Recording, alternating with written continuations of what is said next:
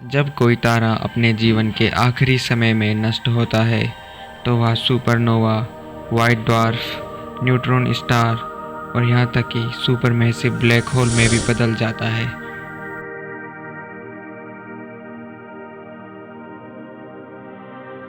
Neutron star, जो कि पल्सार से संबंधित है, प्राचीन तारों के अवशेष होते हैं जो कि स्पेस और टाइम में अपनी उम्र पूरी कर चुके होते हैं।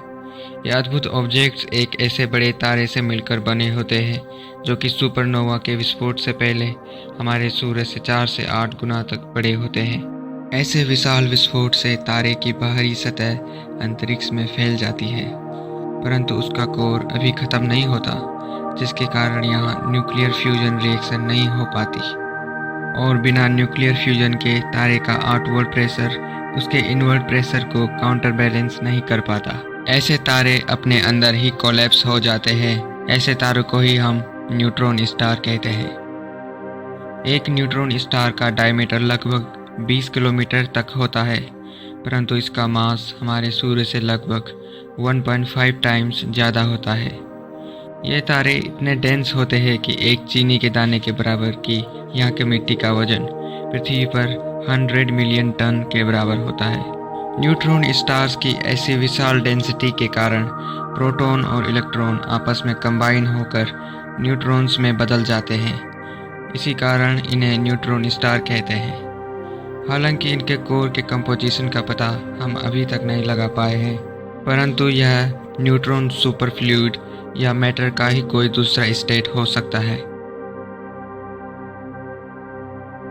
न्यूट्रॉन स्टार का साइज पृथ्वी से बहुत छोटा होता है, परंतु इसका ग्रेविटेशनल पुल पृथ्वी के ग्रेविटेशनल पुल से कहीं अधिक ज़्यादा होता है। जब ये बनते हैं तो ये अंतरिक्ष में बहुत अधिक गति से घूमते हैं, क्योंकि ये हमेशा सिकुड़ते और फैलते रहते हैं, जिससे law of conservation of angular momentum के कारण इसकी गति बढ़ती रहती है। यह ठीक उसी तरह है जब एक स्केटर अपने हाथ खींचता है तो उसके घूमने की गति बढ़ जाती है। इस तरह घूमने से न्यूट्रॉन स्टार के मैग्नेटिक पोल से हाई एनर्जी इलेक्ट्रोमैग्नेटिक रेडिएशन निकलती है, जिसे पल्सेस कहते हैं। इस तरह तेज गति से घूमने वाले न्यूट्रॉन स्टार जो कि इलेक्ट्रोमैग्नेटिक रेडिएशन के पल्सेस छोड़ते हों, उन्हें ही हम पल्सार कहते हैं। यह रेडिएशन के पल्सेस किसी पल्सार से 1 सेकंड से 1 मिली सेकंड तक के अंतराल में निकलते हैं, जो कि पृथ्वी पर भी दिखाई देते हैं, परंतु यह सब इतनी जल्दी होता है कि हम अपनी आंखों से इसे नहीं देख सकते।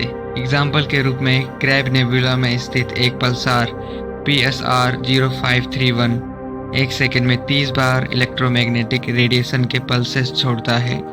क्योंकि क्रैब नेबुला को पृथ्वी से देखा जा सकता है, परंतु इसमें स्थित पल्सार को हम केवल साइंटिफिक उपकरणों के द्वारा ही ऑब्जर्व कर सकते हैं।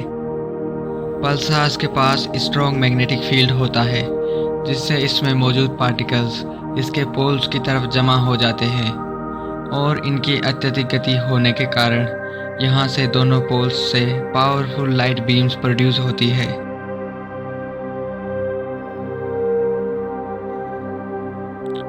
परंतु मैग्नेटिक पोल्स पल्सार के स्पिनिंग एक्सिस से अलाइन नहीं होते। इसके कारण जो पार्टिकल्स और लाइट पल्सेस प्रोड्यूस होते हैं वो एक तरह से कोनिकल शेप में घूमते हैं। तो ओवरऑल पल्सार को हम एक तरह से कॉस्मिक लाइट हाउस कह सकते हैं। वैसे तो लाइट हाउस से निकलने वाली रोशनी समुद्र में सेलर्स को तभी दिखाई देती है जब इसकी दिशा जहाज की तरफ हो, परंतु पल्सार इतने तेज गति से घूमते हैं जिससे यह हमें फ्लिकरिंग लाइट की तरह दिखाई देता है।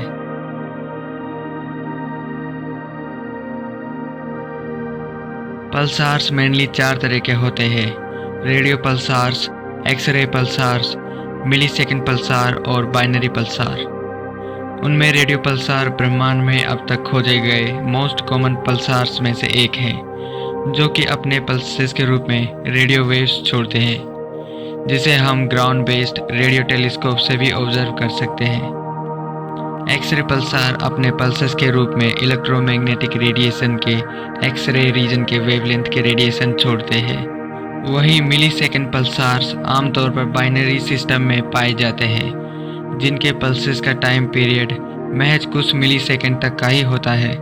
आखिर में बाइनरी पल्सार्स वह होते हैं जो किसी दूसरे तारे या पल्सार के कॉमन सेंटर ऑफ मास के चारों तरफ ऑर्बिट करते हों। अब सवाल यह उठता है कि क्या सारे न्यूट्रॉन स्टार्स पल्सार्स होते हैं या नहीं। इन शॉर्ट, सारे पल्सार्स न्यूट्रॉन स्टार्स होते हैं, परंतु सारे न्यूट्रॉन स्टार पल्सार्स नहीं हो सकते। मेजॉरिटी ऑफ न्यूट्रॉन स्टार्स जो अब तक हमने खोजे हैं वो पल्सार्स है, क्योंकि इन्हें कॉस्मिक लाइट हाउस के कारण बहुत छोटे न्यूट्रॉन स्टार की तुलना में आसानी से खोजा जा सकता है। हालांकि कुछ पल्सार्स को हम पृथ्वी से ऑब्जर्व नहीं कर सकते, क्योंकि उनके द्वारा रेडिएटेड लाइट पल्सेस कभी पृथ्वी की ओर ओरिएंटेड ही नहीं होती। दूसरे न्यूट्रॉन स्टार जो कि पल्सार्स नहीं होते और जो कि घूमते हुए भी दिखाई देते हैं, एक समय ऐसे न्यूट्रॉन स्टार्स पल्सार रहे होंगे। समय के साथ इनके द्वारा रेडिएशन के पल्सेस निकालने वाली प्रक्रिया खत्म हो जाती है, या फिर यह इतनी कमज़ोर होती है कि इसे डिटेक्ट नहीं किया जा सकता। आमतौर पर किसी पल्सार की लाइफ टाइम एज लगभग 10 मिलियन ईयर्स होती है। इतने छोटे से साइज के होने के कारण भी पल्सार्स स्पेस में हमारे घरों में उपयोग होने वाले मिक्सर ग्राइंडर के ब्लेड से भी तेज घूमते हैं, जो कि लगभग 100 टाइम्स पर सेकेंड है। 2022 में एस्ट्रोनॉमर्स ने अब तक का हेवीएस्ट न्यूट्रॉन स्टार खोजा था, जो कि हमारे सूरज से लगभग 2.35 टाइम्स ज़्यादा मास वाला है, जो कि हमारे मिल्की वे में अब तक का सबसे ज़्यादा फास्टेस्ट रोटेटिंग पल्सार है, जिसका नाम PSR J0952 है, जिसे ब्लैक विडो पल्सार भी कहते हैं, जिसने अपने सभी साथी बाइनरी स्टार को निगलकर इतनी रफ्तार और मास गेन किया है। वैसे ब्लैक विडो पल्सार एक सेकंड में 707 बार घूमता है। पल्सार्स के बाइनरी सिस्टम से पावरफुल ग्रेविटेशनल वेव्स बनती है, जो कि स्पेस टाइम में एक तरह का एक रिपल है जो अंतरिक्ष में फैल जाते हैं। इसकी अवधारणा सबसे पहले एल्बर्ट आइंस्टाइन ने 1916 में अपनी जर्नल रिलेटिविटी के प्रेडिक्शन में किया था। अगर आप ग्रेविटेशनल वेव्स के बारे में एक स्पेसिफिक वीडियो में जानना चाहते हैं तो कमेंट में लिखकर जरूर बताएं। पल्सार्स अपने आप में यूनिक एस्ट्रोनॉमिकल ऑब्जेक्ट्स है, जिनकी मदद से हम इसके अंदर होने वाले घटना की जानकारी जुटा सकते हैं, क्योंकि यह ब्रह्मांड में ब्लैक होल को छोड़कर सबसे डेंस ऑब्जेक्ट्स है।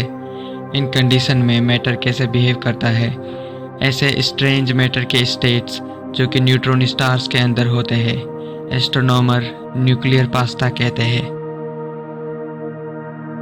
कुछ पल्सार्स इनके सटीक पल्सेस रेट की मदद से या हमारे काफ़ी उपयोगी साबित होते हैं, क्योंकि इन नियमित इंटरवल्स पर निकलने वाले पल्सेस में बदलाव के कारण एस्ट्रोनॉमर्स इसके आसपास किसी भारी तारे या एक्सोप्लैनेट के बारे में भी जानकारी जुटा सकते हैं।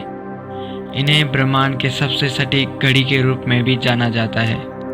दिलचस्प बात यह है कि सोलर सिस्टम के बाहर खोजा गया पहला एक्सोप्लैनेट इसी तकनीक से खोजा गया, जो कि एक पल्सार के चारों तरफ ऑर्बिट कर रहा था। धरती पर मौजूद रेडियो टेलीस्कोप्स की मदद से हम पल्सार्स के द्वारा पैदा की गई साउंड को भी सुन पाए हैं।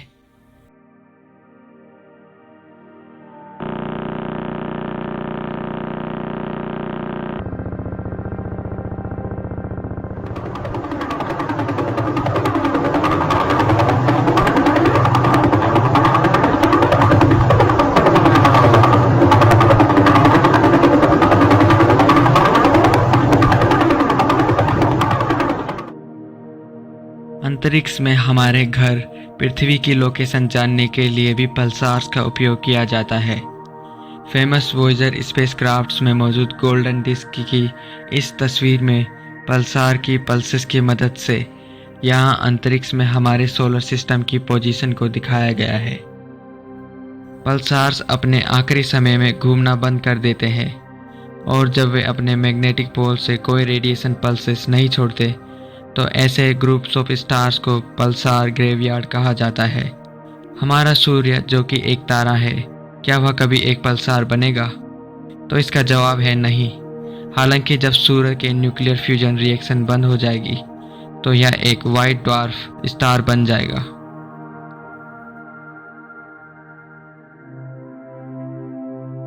तो अब आप कमेंट में लिखकर यह जरूर बताएं कि आपको पल्सार के बारे में सबसे दिलचस्प बात क्या लगी, तथा इस एपिसोड में अंत तक बने रहने के लिए धन्यवाद।